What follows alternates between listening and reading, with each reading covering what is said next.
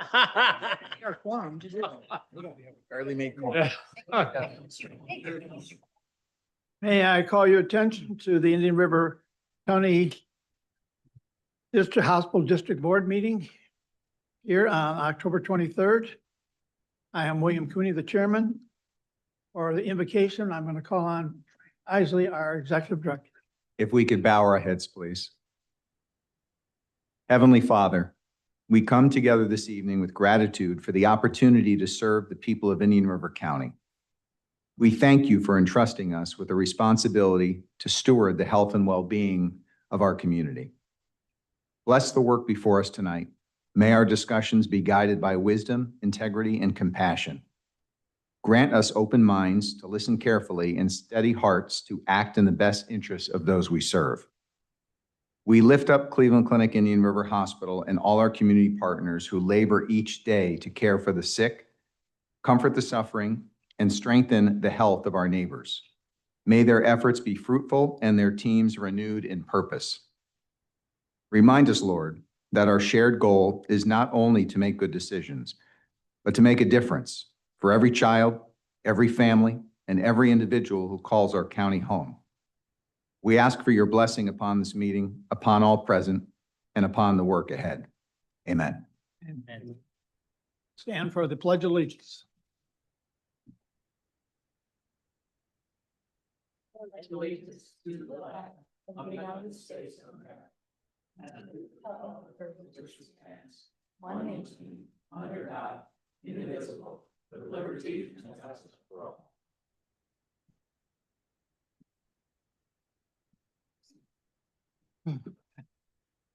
I'd like to draw attention to our minutes beginning September 4th, the budget hearing, followed by September 17th, the budget hearing and millage rate setting. And following that, September 18th, we completed the budget hearing and millage rate setting here in this chamber. If you review those, there's quite a bit of information related to the activities of the district, related to not only the budget process, which was well done through our trustee, Carrie Bartlett, and then led financially by Michael Kent, who really did a great job. And we set a millage rate, which is appropriate, as well as amount of dollars, so that we're fiscally conservative, representing our taxpayers, yet giving funds to those agencies related to healthcare within our county. And I thought the process was extremely well done. Any comments or questions related to the budget? I mean, to the minutes. I would move approval of the consent agenda, and that includes the October disbursement, $1,468,811.52. No second. Second, is there any further discussion? All those in favor? Aye. Aye. Opposed? None. Chairman, comments, I would say that, as I've said, the process through September, October related to the budget was excellent. Setting the millage rate was appropriate and well done with different opinions, a dynamic process, but worked out well. In addition, we've had very interesting discussions, interactions with our osteopathic colleagues up in West Virginia, Vicom, and that looks like it's moving along. Our 10th Street projects moving on from the initial issues related to a sober process or sober living for women to a new direction. And the discussion we're ongoing at the present time related to the maternity interaction with our partner, Cleveland Clinic Medical Center here, Indian River Cleveland Clinic. And with that in mind, I'd like to please introduce to all of us here the Vice President and Chief Medical Officer of Indian River Cleveland Clinic, Richard Rothman. Welcome very much, Dr. Rothman. Thank you. Can everybody hear me okay? Thank you to the trustees and to the residents of Indian River County. 2024 was a year for reimagination of healthcare delivery. And 2025 has been a year of implementing those changes. We're excited to go over some of the successes, the hits and the misses, as it pertains to our delivery of healthcare here in the county. I'll start by saying that Cleveland Clinic Indian River Hospital maintains its status as the largest employer in Indian River County, employing more than 2,500 caregivers, providing services from South County all the way through the North County into Sebastian. Our caregivers touch many lives. In 2024, more than 500,000 people were seen at the Cleveland Clinic Indian River Hospital. And we'll talk a little bit about what 2025 looked like. The hospital either maintained or expanded all of its clinical service offerings in 2024 and continues to refine these service offerings to meet the needs of the community. In addition, the hospital provided more than $20 million in charity care to residents of the county that needed it most. Our teams continued to partner, and we partnered with 8 community organizations and served nearly 9,000 residents here in the county. Finally, from 2019 to 2024, the Cleveland Clinic has invested nearly $300 million in operations and facility improvements to ensure we have a sustainable healthcare delivery system for the residents of Indian River County. Our total capital expenditures for 2024 amounted to approximately $30 million. In 2025, we're excited to announce a number of renovations, some of which our patients and many of you will never get to see. Yeah. That includes a $90 million renovation of our power plant to ensure that our facilities are brought up to speed and are able to withstand even the most challenging of storms. We're investing in all of our services. I'll start with maternity services, where in 8 weeks, we will be cutting the ribbon on our new labor and delivery unit. That includes 6 brand new rooms outfitted to serve the residents and moms of Indian River County. A $2.5 million cardiac catheterization lab is in progress to go up, adding the 2nd cardiac catheterization lab and the only labs capable of doing transaortic valve replacements, a minimally invasive way of replacing a valve. We performed more than 120 of those procedures over the last 12 months. In addition, we're investing in other areas of our facility. We're adding medical office buildings and trying to create more access for care. We recognize that irrespective of how many buildings we build and how many physicians we bring in, there's an insatiable demand for healthcare services here in the county. We see it as our responsibility to partner with all of you to better understand how together we can do that. We're excited about the annual goals and benchmarks and achievement rates for quality. For the 2nd year in a row, Cleveland Clinic Indian River Hospital ranks among the top 10% of hospitals in the state of Florida. We have the only 3-star STS open heart program for patients that need coronary bypass grafts here on the Treasure Coast. Our thrombectomy program serves hundreds of residents who suffer from stroke and who would otherwise be disabled if we didn't have that program here today. We continue to see improvements in our patient experience scores. Our emergency department ranks amongst the busiest emergency departments in the Cleveland Clinic. The demand for world-class care couldn't be clearer from our residents. It's our responsibility to ensure we meet and exceed that expectation. With that, in January, we will be starting the $18 million renovation of our emergency department. That will be a 3-phase project. Phase 1 is just completing. The first phase was the expansion of our cancer center infusion spaces. That will enable additional space at our main hospital campus to expand triage areas and flex care space for patients seeking emergency care. We talked a little bit about the indigent care the hospitals provide. Our most vulnerable patient populations continue to grow. In 2019, our indigent care dollars were significantly less than they are today. Through the fiscal year 2024, our indigent care charity care dollars that were expended are up more than 20%. Now, as mentioned, exceeding $20 million. We recognize there's so much uncertainty in the healthcare system today. Our goal, and through the partnership with this district, is to create a stabilizing force in healthcare, so we can continue to deliver care to members of Indian River County.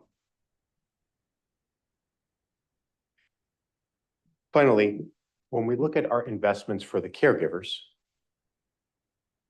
we recognize the opportunity to continue to invest in our facilities to be the best place to work in healthcare. It is our responsibility to bring in new members of our caregiver team and to retain the workforce. Across the country, healthcare attrition rates continue to be too high. We are laser focused on investing in our caregivers. In order to do that, we knew that in 2024, we had to make some difficult decisions to ensure that we had sustainable operations. I'm excited to let this board know, with your support, we have achieved a 50% improvement in our EBITDA margins at the Cleveland Clinic Indian River Hospital. Over the last 2.5, now 3 months, we have returned about 20% of our monies to the Behavioral Health Center. Our Behavioral Health Center is now running at a break even. And at the end of this month, we'll have returned approximately $180,000 back to the taxpayers, more importantly, back to this group to allocate those funds to other teams that need the money to provide care. We couldn't have done that without this group's support. We're excited about maternity services. We're the largest provider of maternity services in Indian River County. We deliver approximately 75% of all babies in the county, with amongst the best neonatal mortality rates in the state of Florida. With this group's support, our perinatal care has enabled those low mortality rates. We look forward to continuing to partner to foster new ideas. And with that, I'll pause and happy to take any questions from any of the trustees. Thank you. Thank you very much, Dr. Rothman. And again, as you mentioned, actually back in September 17th board meeting, minutes indicate your support of maternity, and maternity will be staying in this county through Cleveland Clinic. So that's very important. Through this district group who's worked at it very hard, and we'll look forward to that partnership. I just had 1 or 2 questions. Tell us about the housing that your Cleveland Clinic is developing in our county here, and what the plans for that would be. Yeah, great. Thank you for bringing that up. The Cleveland Clinic is in the process of working through the RFP, as you guys are so familiar with in your line of work, to source the right teams to come in and help to build houses that our workforce can afford. And our workforce includes our teachers, police officers, and members of the Cleveland Clinic caregiver workforce. We're still in the process of that RFP, and we hope to have more news for this group over the coming months. And I'm happy to bring more information to you as it becomes available to me. Great, thank you very much. Thank you for bringing that up. Other questions for Dr. Rothman? I just had one other one, is your revenue streams have been, they're difficult because they're limited with 70% coming from Medicare and Medicaid. Has that changed at all, or is there any looking down the road to bring people from outside the county or other areas to affect that very difficult payer mix? It's a good question. You know, the current demographics in Indian River County are quite unique. With about 70% of all patients that we serve being under a Medicare or Medicare Advantage plan. A smaller percentage is Medicaid, and a smaller percentage is individuals who do not have the ability to pay for that care. As the county continues to grow, we're hopeful that we'll see some diversification of that payer mix. All that being said, we recognize, and we have recognized, that in this community, we're going to be serving an aging demographic. And it's our responsibility to figure out how we do that sustainably, and where there are challenges, to be able to internally understand them and to be able to articulate to this group what we're seeing. And so what's important to call out is, despite these challenging macro headwinds that we're not immune to here in Indian River County, is we've been able to see significant improvements in both our revenue and optimization of our expenses. And we were able to achieve that without any reduction in services. Admittedly, it would be so challenging to do without this group.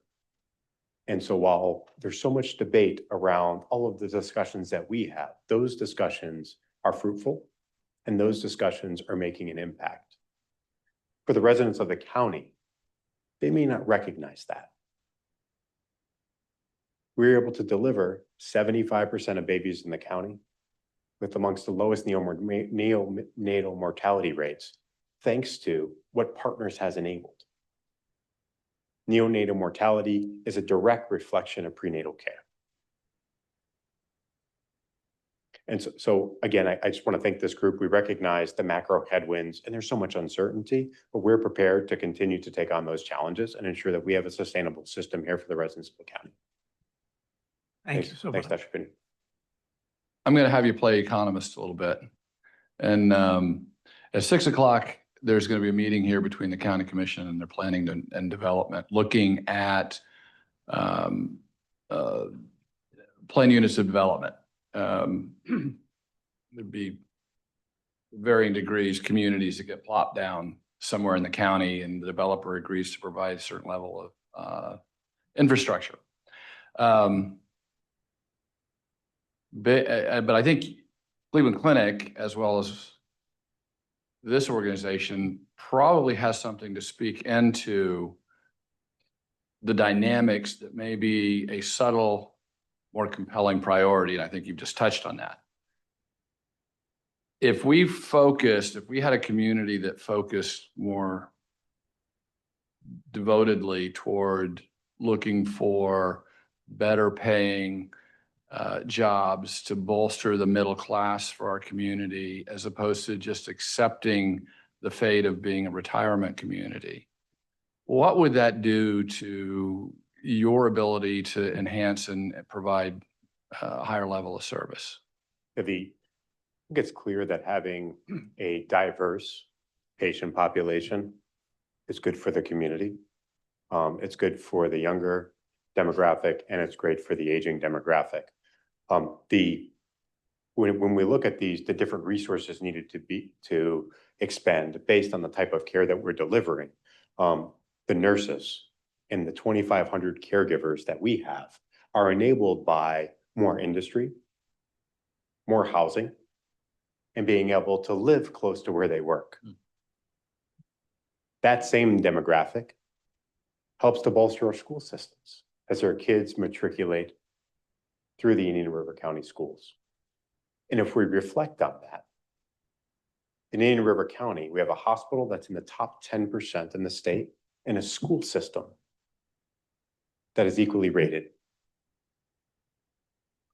We have accomplished something that many communities struggle with, which is, how do we diversify the demographic in a way that allows the community to continue to grow?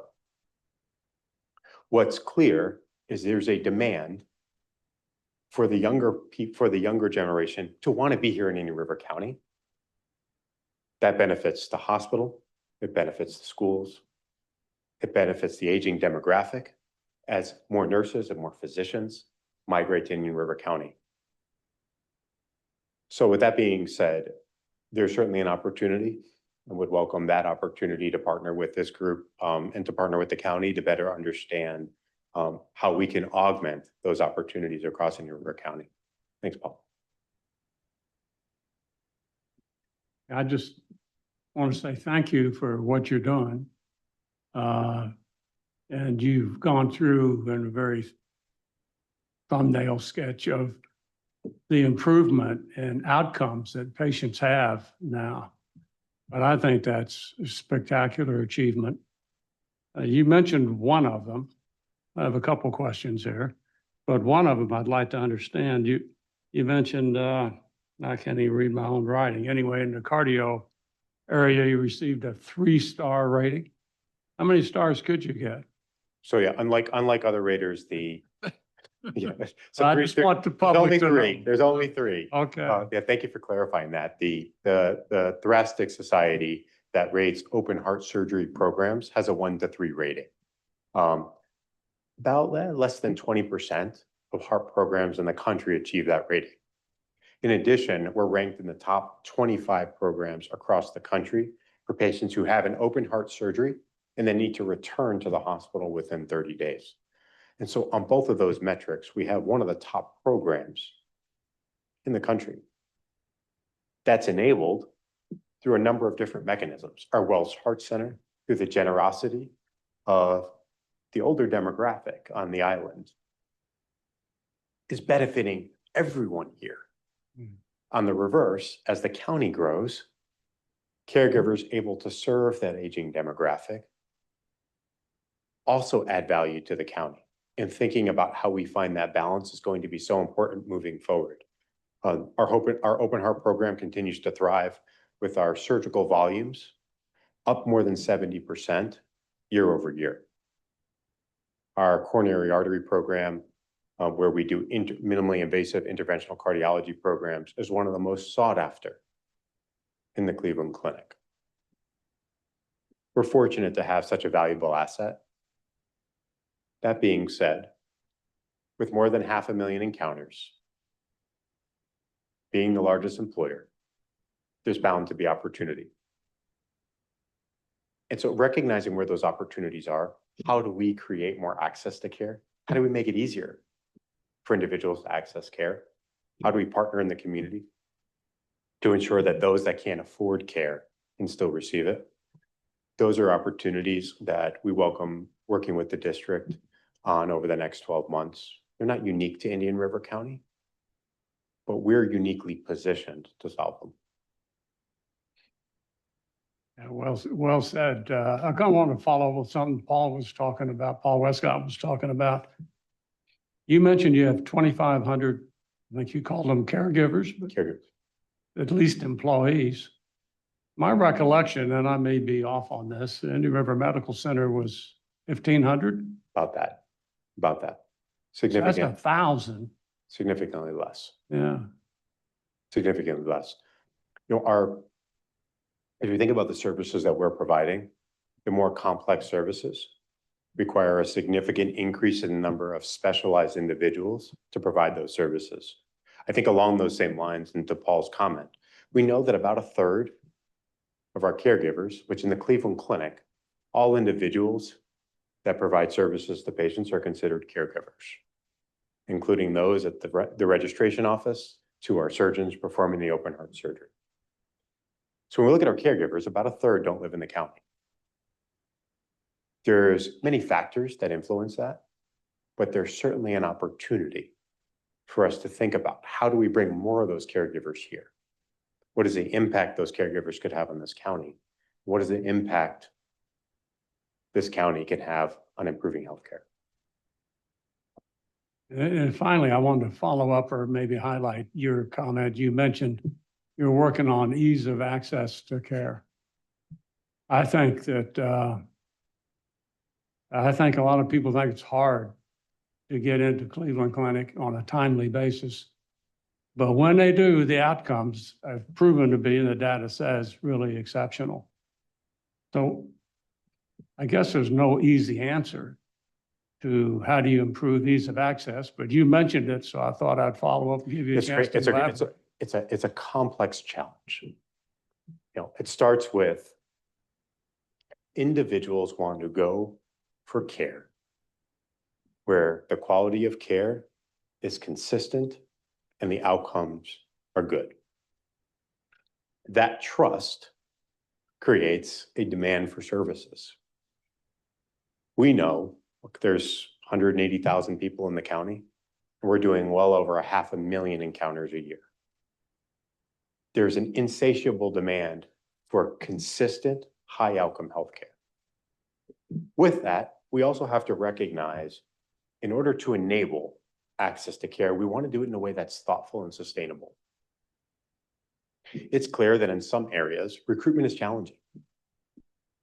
Recruitment is challenging across the country. And specialties such as gynecology, cardiology, recruiting clinicians into the county is multifactorial. One, they want a great place to work with the best technology. Two, they want a great place to live. So as we think about how do we bring more into the county, one, to create access, we need to be able to recruit the physicians. We have a very large team recruiting physicians. We have 3 new cardiologists starting. We've hired a total of 4 new hematologists, oncologists to treat patients with cancer, 3 of whom have started, and another will be starting at the end of this year, early January. We've brought on a new spinal surgeon, neurosurgeon. In addition to that, we continue to grow our electrophysiology program, our neurology program, and we're excited to focus on the Center for Brain Health, recognizing the need to treat patients who have cognitive impairment or diseases such as Alzheimer's. All of that requires specialized physicians, and recruiting those physicians is a competitive task. We're not just competing here in Florida, we're competing with hundreds of counties across the country that want these same physicians to care for their residents. As you operate, I just thought of this too, that I wanted to ask you. As you operate, your revenues have gone up over $500 million. They were 300 million or so when you got here. That's extraordinary, but you've absorbed some losses that you're aware of better than I. How much of those losses could be attributed to overhead from Cleveland Enterprise or from just the state of Florida, Cleveland Clinic operation, overhead assignments that get distributed? Yeah, it's a great question. So the expenses related to being part of the larger Cleveland Clinic are not necessarily incremental to the healthcare system, meaning that we function as a system to come together to lower the overall cost of care. So there's not an incremental dollar to be part of the Cleveland Clinic system. In other words, when we look at where there's scale, ITD is an example. Our electronic medical records are serviced by the larger Cleveland Clinic enterprise. That allows us to have access to specialized technologies that in the past we haven't had before. So the incremental dollar, there's not an incremental dollar spent. The challenge around the payer mix has been very real. Look, there's good times to acquire hospitals. There's not so good times to acquire hospitals. I would venture to say that a year before a pandemic, it's probably not a good time to acquire a hospital. Here we are. Here we are. We committed last year in front of this group and we said it will be challenging, but we're going to approach a month over month EBITDA break even by the end of this year. And we're going to be really close. So when we think about that, it's a tremendous feat against headwinds that other health systems are also facing. Inflation, both on the wage side and the supply side, all the macroeconomic headwinds that all the listeners and all of you are aware of. The team has done just a tremendous job, all the while with some of the lowest mortality rates, meaning the likelihood of surviving a hospitalization at the Cleveland Clinic Indian River Hospital compared to where we benchmark. We rank in the top decile, lower is better, number 9 out of 176 hospitals. Is that just the state of Florida or That's across the country. across the country? as the financial situation improves and changes, which you gave us hints about that earlier this year.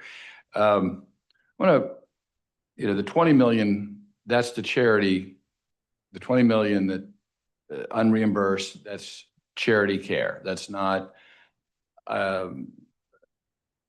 uncollected, otherwise could have been billed services. What the community, and I'm going somewhere with this because I've been sometimes maybe hard on Cleveland Clinic, I'll confess.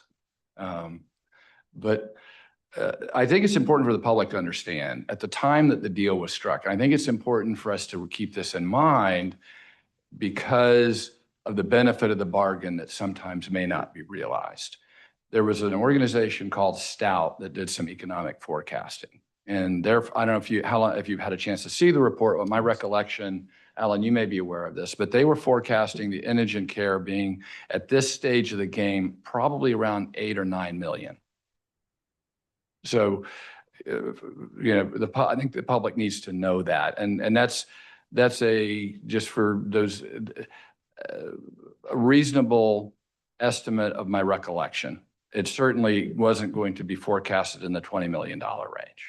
Yeah, thanks for bringing it up, Indeed. So when we look back at, in the report, I don't have the page number here, but in all of your reports, you'll see that when we look at the extents and types and value of indigent care provided, in 2019, in our audited reports, there was $12.2 million in charity care provided to the residents of the county. In 2024, that number is $21.8 million. Where I'm headed is I tend to strictly read statutes, and in reading the special act, you're a primary responsibility. When I say you, the hospital facility, and the expression and accomplishment of our purpose is primarily through the hospital in terms of specialists and services and so forth. Now that the financial situation, and this is an invitation for all of us in our thinking, including is how we partner to be innovative in terms of raising the bar further. I think this labor and delivery is going to be an opportunity to do that. Speaking personally, I think in looking at the statute, assisting in capital improvements and undergirding programs to assist in launching or setting free is probably a good visualization of our responsibility. And then, but partnering with you and the benevolent organizations and looking at labor and delivery. I am particularly interested in getting us to a NICU probably sooner than you're going to be comfortable. But I'm not the expert. However, if there's a way for us to come together and encourage to get us there sooner through collaboration with the physicians and bringing some of those babies back so that our numbers are greater. And I know it's just not the numbers because some communities, because of the demographic, the need is stronger than we would see just because we increase the numbers. But I think that it helps the hospital and its attractiveness geographically in that regard. There might be ways in our next budget cycle that we could look at challenging some of the foundations with matching funds for your benefit. But I don't want to get in the way of your interactions with those as well. Okay. But maybe these may be extra dollars. I'm rambling. I want us to be thinking outside of the box and how we can work together to elevate the level of service in our community. Absolutely. I'll add in probably an opportunity in the coming months to help not just the trustees, but the community members understand what is a NICU? What is a neonatal intensive care unit? And why do you need one? Right. A rich prenatal program that reduces the risk of preterm delivery doesn't necessarily need a NICU. And so as we think about just like a community that has robust primary care and preventative services, doesn't require all the downstream services to treat heart disease or cancer if we're preventing them and catching them. The same is true with neonatal intensive care. There's an opportunity in the coming months at a time that behooves this group to talk about some of that. We're fortunate, and very quietly in 2024, when I first came here, I called our partners in Nemours, one of the top pediatric teams probably in the world, and said, let's better understand this. And what became clear is we do a really good job through partners reducing the risk of preterm delivery. So less than 5% of babies born to residents of the county require a neonatal intensive care unit. If you were to move 10 to 15 miles to the south, that number doubles, triples. And so I think it'd be a good opportunity for us to help us understand it. Certainly, if the demographics were to shift, if the county were to go quickly, if something changes in prenatal care, all of which is somewhat unpredictable but possible, we would immediately be interested in standing that up. Some of it is, like any service in the hospital, you get really good at it when you're doing a lot of it. And so if there's not a lot of it right now, so 5% of 1,200, 1,300 deliveries, relatively small number to keep a core group of individuals up to speed on the latest in clinical practice. So I think there's a real opportunity as we think about, we've improved the finances with your support. We've been able to maintain services that across the country are closing, and even better, we've made them profitable. Think about that, and so I think there's an opportunity in the coming months to think about, and Alan, we can partner on this as well through the collaborative committee that you chair around, when would be the right time, and then invite our partners from Nemours to help assist in that. The question probably has the answer in it, but how do we communicate better to our community to help them understand those safety issues that don't really exist? I think forums like this, the other opportunity for us is to continue to do community outreach. There's a number of different programs, many of which this group supports in the county.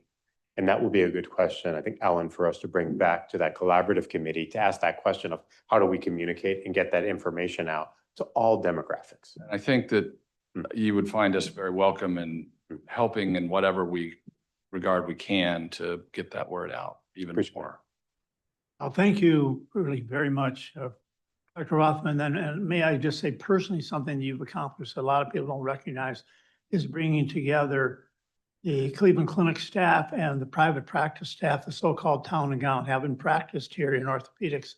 I recognize the importance of the private practice practitioners and you bringing them back to Cleveland Clinic as a really integrated practice system. So congratulations. Yeah, I appreciate that. Our role in the community is to provide facilities and the ancillary services for all clinicians to deliver care, irrespective of where those physicians earn their paycheck.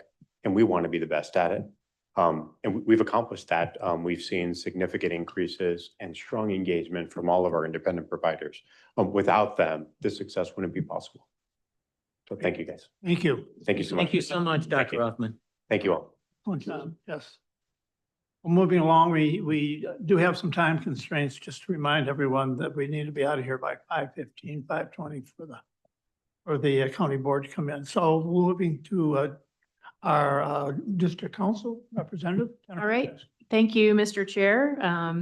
That's a tough act to follow. My report won't be quite as exciting, but as always, our monthly meeting packets contain our conflict of interest policy and voting conflict form. So if there were to be a conflict, that's there for your use. Our attorney's overview is also included with the packet, which contains kind of our day-to-day practices and procedures, as well as our practices for hearing public comment. So that is there as a reference point as well. This month, a lot of good work has been going on. We're continuing to work on a draft bylaws amendment so that your bylaws will align and be consistent with some of the new policies that we've adopted and procedures this current year. And so we'll be looking to bring that for your review in the next month or so for approval, hopefully either in November or December this year. The next three items I've changed since you received this report, and we had some discussion on these yesterday, but I'll go through that for the benefit of the public as well. We've sent correspondence to VCOM, as you know, to advise them that they were in breach of the lease as far as its technical terms were concerned for the Human Service Building. We did have, Frank and I had a Zoom meeting with them on October 21st, earlier this week. And very late that evening, we did even get a written response, which was shared with you at yesterday's chairman's meeting, summarizing that they're very much still interested in working with us and partnering with us and leasing the space at the Human Services Building, and essentially providing a lot more information as to why they haven't been able to move forward with the lease obligations as they were drafted a few years ago, and requesting a lease amendment. So we're going to work at your direction yesterday to bring forth an amendment for your review as soon as possible, certainly by the next chairman's meeting, so we can keep that moving in the right direction for all the parties. The other action item that we began yesterday was the request that had come before you several months ago, back in July at the board meeting. We went over a letter that was received from St. John's Water Management District at the request of the VNA, which the request was to allow the VNA to access the existing retention ponds on the land the district owns adjacent to the parcel the VNA purchased from the district several years ago. We then received further correspondence from the Water Management District, which has been shared with everyone, which was much more complex. So you all elected to hire the district's own engineer, Wesley Mills, who did a very good presentation to the board yesterday and made a recommendation and memorandum. So following that discussion, I was directed to share that with the VNA's council and the hospital's council before we take any next steps. So I'm in the process of doing that at your request. And then the last item on my monthly report was that following the August 3 town halls within the community to hear feedback from the community on retention of maternity services in this county, we have been in strategic discussion with the hospital's council this past month to bring forth a proposed maternity funding agreement and sustainability plan for your review and approval. We met in one-on-one sessions with each of you, Frank and I, to hear your comments on the matter.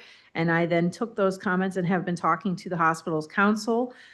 We've had some back and forth on that. And at this point in time, we really do believe we've reached a strategic alignment for a maternity funding plan as of yesterday afternoon. And our next steps now are to then come back to each of you to discuss what the plan may be and what that looks like. So I can hear your comments, and then we will also, of course, have a public meeting to discuss that as well.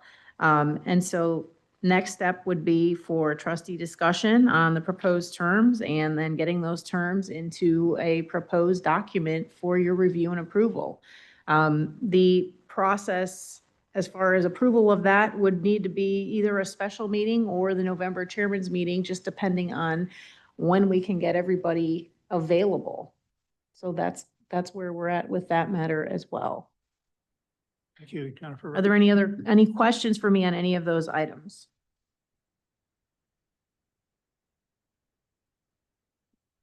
Okay. Thank you, and your co-counsel for all the help you've given us in the Yes. last weeks on all these very important issues, VICOM, maternity, the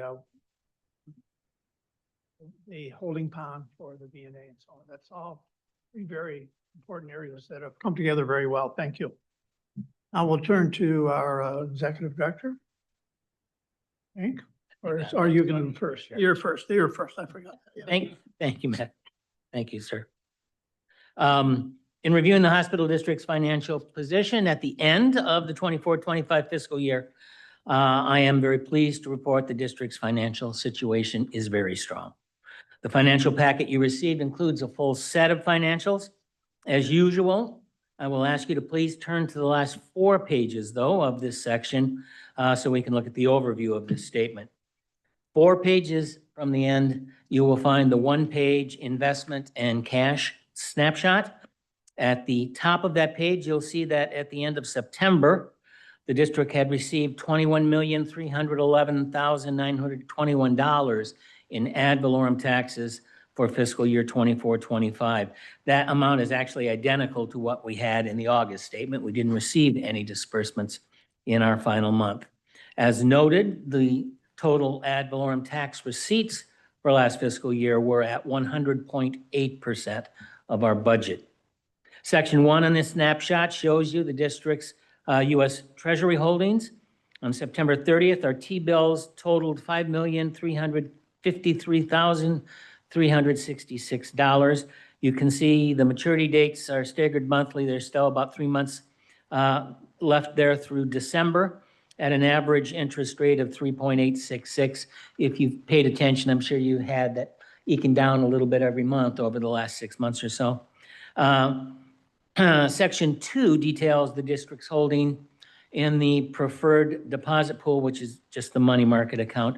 And you'll see that at the end of last month, it held $3,032,531. It was earning at 4.16%. Section 3 shows that at the end of September, our local operating account at Suncoast was holding $625,255. Altogether, at the end of our fiscal year, the district's investment cash holdings totaled $9,011,152. And just as a point of information, the budget that we approved for this current fiscal year, 25-26, we had anticipated our cash and investments to total $9,100,000, so we came very close. The next 3 pages contain the year-to-date expenses versus the budget. Obviously, as September was the end of the fiscal year, total expenses for all of our funded programs should be around 100%. As usual, you'll still see deviations both above and below that total. I want to remind you that over the past few months, we did approve additional funding for a few of these programs. And I want to point out that this report does not capture those additional funds, as this report is created to measure year-to-date expenses against that initial approved budget. I did want to point out 2 particular programs, though, and you've already basically heard about one of them from Dr. Rothman's comments. 2 that are under budget for the year, and they're 2 of the Cleveland Clinic programs. First, the integration of mental health in the emergency department, and then the mental health substance abuse intensive outpatient program. And I'd actually asked Frank to kind of tee it up. I don't know if there's any more there, but Dr. Rothman referred to the fact that they really have turned things around at the Behavioral Health Center, and they haven't asked for a draw, I think, in 2 months. Correct, indeed. And Dr. Rothman used a number I just want to clarify. He said, after 3 months, so they did not bill us, so it's about $65,000 a month for both programs. They did not bill us for August, they did not bill us for September. Right. That's $130,000. They're not going to bill us for October. So his point was that $190,000 at this point will be going back more or less to the taxpayer, and they've been able to turn it around. So let's see where this goes. It's a pretty exciting development. And I think as you look at the others, you're going to see some that are over. You're going to understand why, because they've come to us. And in some other instances, they've been allowed to use dollars for out of one particular program and increase it to another. So thank you, Frank, for that. I also wanted to point out that under TCCH, you'll again see that $250,000 capital contribution has been included. As I explained last month, this was an unbudgeted expenditure, hence you'll see those 2 budgetary calculations when we look at total program and administrative. That will go away, obviously, in the new year because the $250,000 is a budgeted program. It's in the budget.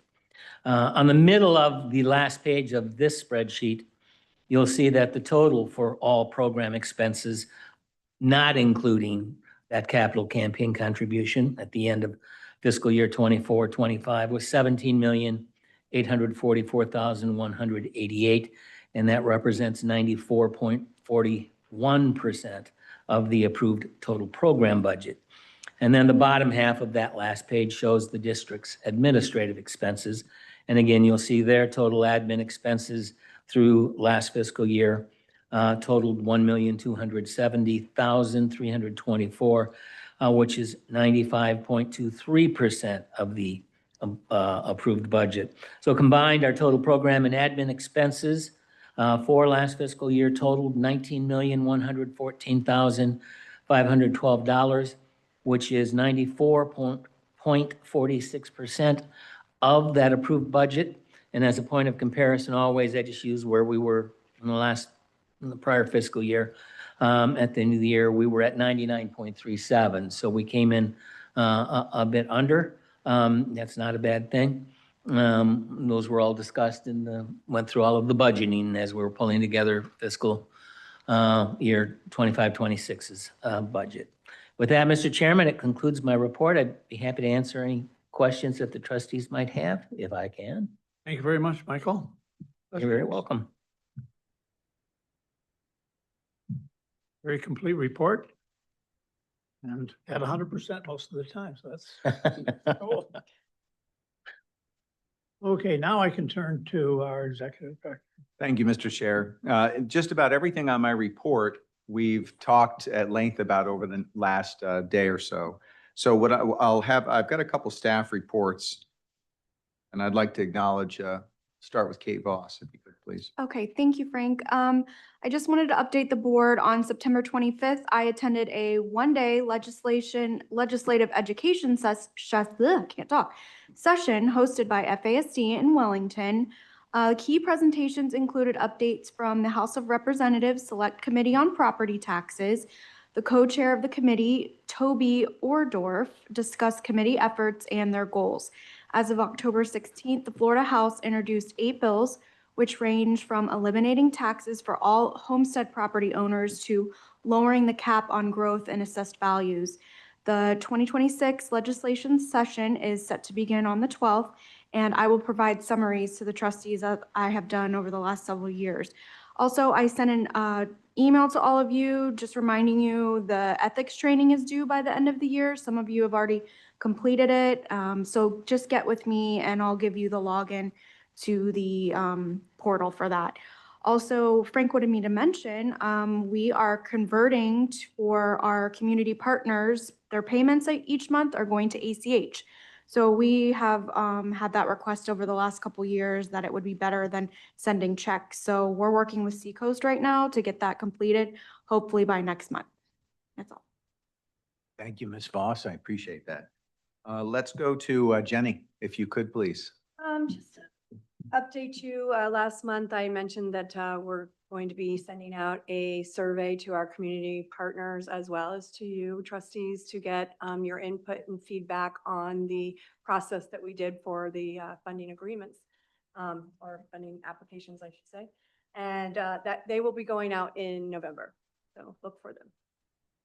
Great, thank you. And Caitlin, so what we decided to do since we're year end is Caitlin's going to give a rundown of what the data looks like after 12 months of our fiscal year.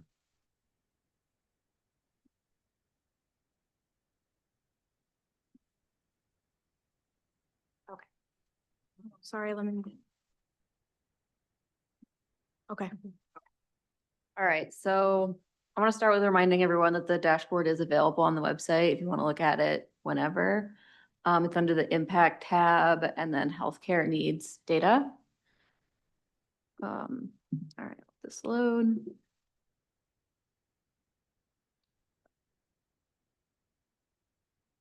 Bigger. All right, yeah, so as Frank said, end of the fiscal year, all of our data is fully collected. So I wanted to just kind of give an overview of what it ended up looking like. And then again, a reminder, this is only our fee-for-service agencies that we were doing this year, which is not all of them. So it's mainly the ones that we have in our portal. There's a couple that were added in over time. Some of them started to kind of transition to fee-for-service. So it's not everyone. So it's not indicative of all of the visits, but at least the ones that we were able to collect this year. So totaling, let me switch to just this year. We had 47,597 visits over all of our fee-for-service agencies. And I would say it looks pretty level. Let me uncheck that. Treasure Coast is probably like our number one. Obviously, they see like maybe over 1,000 patients every single, or 1,000 encounters every month. And let me see. We did see, I do want to say we've seen a bit of a leveling out in the last couple months. And the same goes for the portal. If I go to the next page, the portal has also kind of stagnated in the last couple months. And so I went back and looked, and the same thing did happen around this time last year. It was kind of not quite as much of an increase as kind of like the winter time gets a little bit more of an increase. Not sure exactly what that might be. My best guess would maybe be like the back to school time. People aren't really going in as much to make appointments. But we have seen a bit of a stagnation, if actually a little bit of a drop off. Interestingly, Medicaid enrollment has also been stagnating. So I think as Medicaid is no longer decreasing currently, ours is also leveling off as well. So they do really go hand in hand. Like whenever Medicaid decreases, ours starts to go back up again. So we ended the year with a 6.62% growth in our portal. So we are still growing. It wasn't quite as much as last year. But again, last year we had that Medicaid really sharp drop off since mid 2023. So I think the growth might be slowing down a little bit.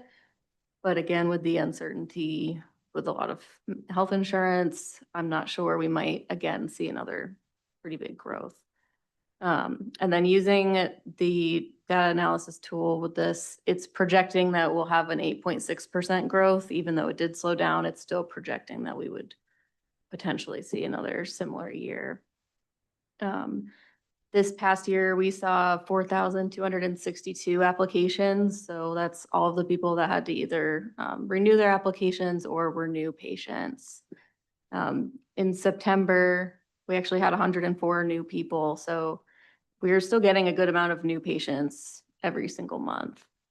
I think it's just some of it starts to drop off, I guess, this time of year, but I think we'll see another good pickup.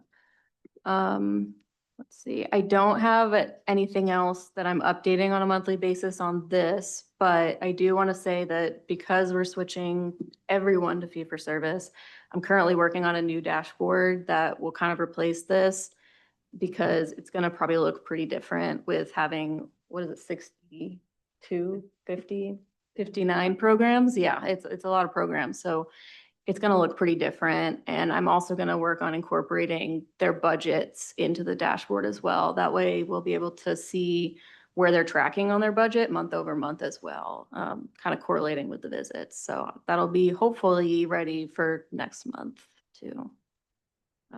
Caitlin, are there unique qualifying, identifying entries for each of these individuals so that we can see across the diversity of programs that we may be funding, we can see number of total visits. If we're trying to isolate how many individuals we're serving, is that possible? Yeah, so for a lot of them, we are getting, especially the ones in the portal, they all have a unique ID associated with them. For the agencies that are not going to be in the portal, Right. we are still going to be collecting a Right. way to get a unique identifier so that we know how many of them are going to I didn't know what's possible or what's not, but. Yeah, we wanted to make sure we knew if it was going to be a unique or, multiple visits. So we are going to be able to separate that out.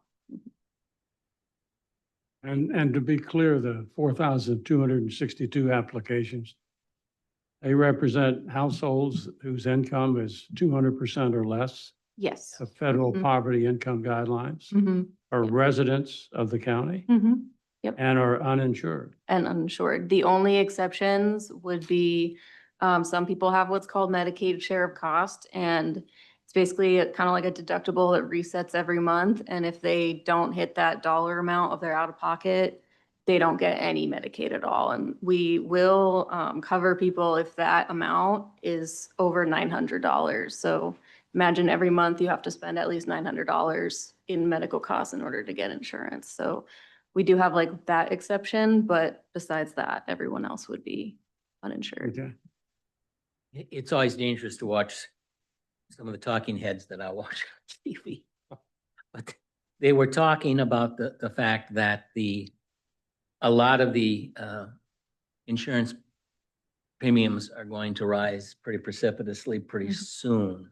Yeah. My thinking went to, if those people get in trouble, will that drive up It you know, probably will. people that yeah. want in? And it also makes me wonder, and I think I've even asked this question before, how many are going to come close, but they're going to find themselves at 206%? And, if there's a way to know that, that's a discussion that perhaps could be had if we feel that it's worth discussion, to maybe expand, to capture a little bit more need. Yeah, let me ask, I mean, I can tell you that the organizations have a sliding fee scale. So, and that's data that we could get in terms of, how many folks qualified at what level? Is that something that we could get? So we'll have some insight into what. Just in terms of being able to provide access, I mean, one of the core concepts of why we exist. It's just, it's all gonna be bubbling up over the Right. next, for different reasons. And I think we need to just Way or another. be conscious of that and do what we can to make sure we're understanding who's in need and how and if we can help. Indeed, I have to say, I'm really proud and it's our team, but also all the community partners that we work together for the first time since our inception 66 years ago. We are going to have unique visit data and how many encounters that what the district is actually, the district dollars are actually contributing in terms of how many unique individuals and how many visits they're getting for services. So I'm excited to do the same thing next year with that data. But thank you very much, Caitlin, and thanks, team. That concludes my report, Mr. Chair. Just one question, Frank, related to the 10th Street property, and maybe Caitlin could bring us, there's going to be letters out and intent to those 4 different groups that are applying for utilization of that property. Correct. So we received 4 letters of intent. And we sent out, Kate did send out today the applications to all the trustees. And she did the summaries as well. So we have those. Right, the proposals went to all of you today. I also contacted all of the respondees and let them know that you have the proposals, and there'll be further discussions next month at the chairman's meeting. So if you didn't receive them or you want me to print them, just let me know. I got mine. I didn't have a chance to open it, Okay. but I know it's there. Great. And everybody else will wish to, huh?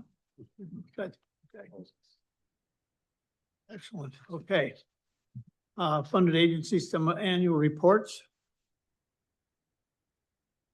You could please, Cecilia, for the Cleveland Clinic, Indian River Hospital, IOP, and. Yes, good evening, everyone. Any- Today, we'll be sharing some brief highlights from our IOP and outpatient program and our behavioral health integration program there in the emergency department. This will be covering our reporting period from April to September of 2025. To begin with, the ED Behavioral Health Integration Program was designed to expand access to mental health services across Indian River County by embedding licensed clinicians and social workers directly into the emergency department and on our medical units at the hospital. During the 6-month period, we were able to serve 1,313 unique residents here in Indian River County, exceeding our projected target by 31%. This demonstrates both the growing need and the program's effectiveness to reaching these vulnerable populations. As we look at our operational and financial performance, you'll see we facilitated over 3,000 behavioral health encounters, meeting our projected volume. Of the 207,000 that was budgeted, only 138,000 and some change was expended, with us just using 66.6% of the allocated funds from the hospital district. This reflects significant operational efficiency and cost savings, while providing 24/7 behavioral health services to our community here in Indian River County. For our clinical outcomes and impact, we had efficiency gains. With starting the program, we were averaging about 284 minutes of patients after medical clearance to be transferred out to whether it be the behavioral health center or being discharged from the emergency department. Here in September, we averaged 143 minutes, which represents a 50% reduction of the time the patients waited in the emergency department. For all of us, we know that is critical for behavioral health patients and the flow of patients through the emergency department. After the patients were assessed, 57% were admitted involuntary, and 31% had voluntary admissions, which was an increase from 27% previously, which shows the community's trust in the services we are providing here. 4% of those patients that arrive with Baker Acts also had the ability to have those Baker Acts lifted, and those patients received care at a least restrictive environment.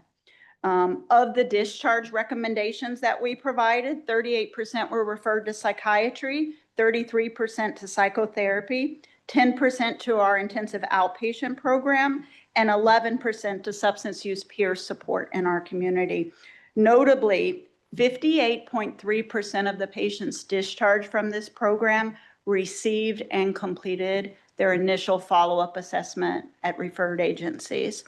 For our IOP program during the 6-month period, we served 165 unique Indian County residents, which again exceeded our expectation by 18%. They facilitated 2,009 encounters, and of the 186,000 that was budgeted, we expended 124,000 from the funds provided by the hospital district. So we really appreciate all the support that we've received over the last couple of years.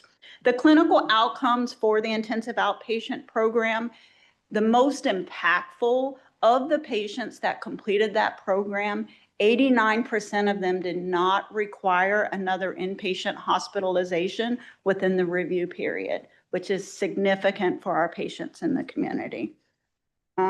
Some of our unexpected learnings that we had, which were all beneficial, was reducing the inappropriate psychiatric admissions. Unfortunately, we saw an increase from our local skilled nursing and assisted living facilities of patients coming in on a Baker Act. The program, the ED Behavioral Health Integration Program, allowed for timely assessments to occur in the emergency department, and we were able to lift 40% of those inappropriate Baker Acts, returning those patients back to their previous level of care. The second learning we had was the accelerated substance use treatment. Embedding these clinicians in the emergency department enabled same-day coordination for inpatient substance use treatment, often connecting the patients to certified peers and community partners immediately. This rapid response has proven life-saving and is a model we plan to extend to other hospital sites in the very near future. Some challenges and strategic adjustments we have identified was the physical environment around the open layout we had in the zone in the emergency department. While it provided for good visibility, it was less effective for patients that were in acute distress at the time. So now, as we begin our renovations in January, we're going to be focusing specifically on that area, creating a more calming, trauma-informed environment and closed space for each patient. Another challenge we noticed and continue to notice is the access to barriers, right? Community members continue to still report difficulty accessing behavioral health services, especially not only for the uninsured, but the underinsured that Michael had mentioned earlier. That is still a significant challenge for many community members, along as also the housing instability among our seniors is also emerging as a major concern, with rising lot rental fees and threatening housing security for a majority of our seniors. So at this time, I'd like to introduce Kelly Williams. She's our clinical manager, and she's going to give you guys a success story. Well, can I ask you a question first? Absolutely. At the beginning, you mentioned something about 143 minutes average turnaround time. Was that the whole emergency room? No, that was specifically for behavioral health patients. Okay, thank you. In this program, yes. Good evening. My favorite thing to do is to share a story behind the numbers because you guys have had time to review our data. But it's important to remember that there are people behind each number that we report to you over 6 months. I'd like to share a story about a 14-year-old female who came to us following a law enforcement Baker Act at school. She had been making statements to a family member and ultimately her guidance counselor about wanting to die by suicide. She had experienced several adverse childhood experiences, including exposure to parental drug use, family incarceration, emotional neglect, and mental illness. In the custody of an older family member, she had to also help care for her 4 younger siblings while staying on top of school. When you're 14, it's hard enough to be able to take care of yourself, much less younger family members. This past spring, everything just became too much for her. She reported experiencing symptoms of a depressed mood, low energy, hopelessness, irritability, nervousness, and thoughts of suicide. Her grades at school suffered, and she reported it's just too hard to do everything. After hospitalization at the Behavioral Health Center, she presented to our adolescent IOP program, withdrawn and quiet. She was well-mannered and engaged when called upon, but she didn't really share too much information, which isn't surprising when you have instability at home and with your caregivers. During her 9 weeks of treatment in our group therapy program, she attended group as well as individual therapy. She was provided tools for increasing her personal safety and was taught coping strategies for emotional regulation and improving communication with her caregiver. She was offered a safe environment to be able to share and explore her feelings. Support was also provided to her legal guardian, and was educated on skills for supporting the patient, as well as being able to work with our psychiatrist in consenting for medication to assist with some of those mental health symptoms. Through her time in treatment, she became more animated, engaged, and her mood improved. We use the PHQ-9, which is the Patient Health Questionnaire, which measures depressive symptoms for diagnosing. It's an objective measure that tracks change over time. Her score went from a 17 to an 8, indicating a 52.9% reduction in her symptoms for depression. Stepping down from IOP, so we always try to talk about discharge at admission and what those next steps are going to be. We did offer continued outpatient services to her following the step down from IOP. However, her guardian had identified increased challenges with transportation. One of the things that we attempted to do with her was to provide virtual therapy sessions whereby she was seen at home and occasionally also coming into our office for those medication management appointments. However, the therapist who was working with her noticed that it was really difficult to be able to get a confidential environment. So we worked with another hospital district funded organization who actually had an office 2 miles down the road from the family home. And so we were able to connect her to care so that we were able to reduce the barrier to her being able to continue mental health services. So thank you very much for everything that you have done to be able to help us start our program back in 2021. Your seeds have been planted well into our community and we're seeing fruits. Thank you. Thank you very much. Just Thank you. saving one life is very important. That's If that what we is do. what we things for. do, it is worth it. Yes. Absolutely. Cecilia, one question. Can you just summarize, how are you able to reduce the cost of behavioral health throughout the system to turn it around like you did in the last 6 to 9 months? So one of the Some- biggest barriers that we recognized starting out is we had employed an agency to come in and work directly with the patients on registering them for Medicaid services. Unfortunately, as I was mentioning earlier, there is this stigma around a mental health patient being violent, aggressive. With everything happening in the community, people are fearful to interact with those patients. Through education with that provider, as well as hiring an additional provider to work directly with those patients and families, we were able to get more patients connected and signed up with health insurance. Great. Thank you very much. Welcome. Any other questions? Thanks again. I'll move along with the time remaining. Thank Any you. unfinished business? I have a topic that came up last week, and Caitlin sent us an email. It's regarding the residency question that I think, given the interaction we had last month, I think it warrants exploration. Now, I've done just a preliminary look, and there are constitutional protections against residential requirements. In other words, if we were to say you've got to be a resident of the county for a year, more than likely it's unconstitutional. The phraseology is you've got to have a compelling or good cause. I don't remember which. I think it would be helpful for us to have a conversation, because I have to tell you, even with the memo that we received from Dynamic Life, it still begs the question: how many patients did the taxpayers assume responsibility for that we would not have but for them enrolling in the program? In other words, but for them enrolling in the program, they probably would never have set foot in the county. Okay. And when I look at the number and you know, the memo that we received from George, 70%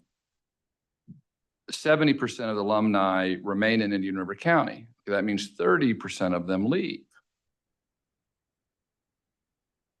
The correlation I'm curious about are those 30% the ones that we have reason to be concerned about. So one, I'd like to take a closer look, perhaps at the driver license, some way to find out where the patients, to get a micro view, where the patients are sourced, so that we can have a grasp of what's going on. And also having Jennifer give us,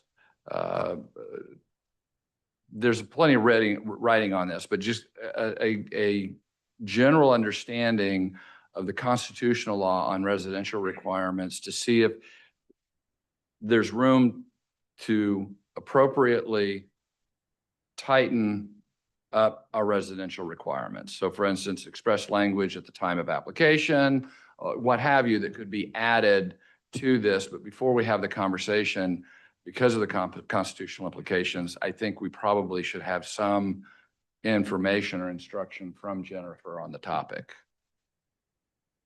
I do want to say, just making a point, that we are currently following the policy as it was laid out in 2022. So the trustee-approved policy in 2022 is what we're currently abiding by in every case. Right. And again, it's, and this is no accusations to Dynamic Life. It's okay, if we've got a situation that has a door that probably should not be open, then we need to explore closing it, is really where I am.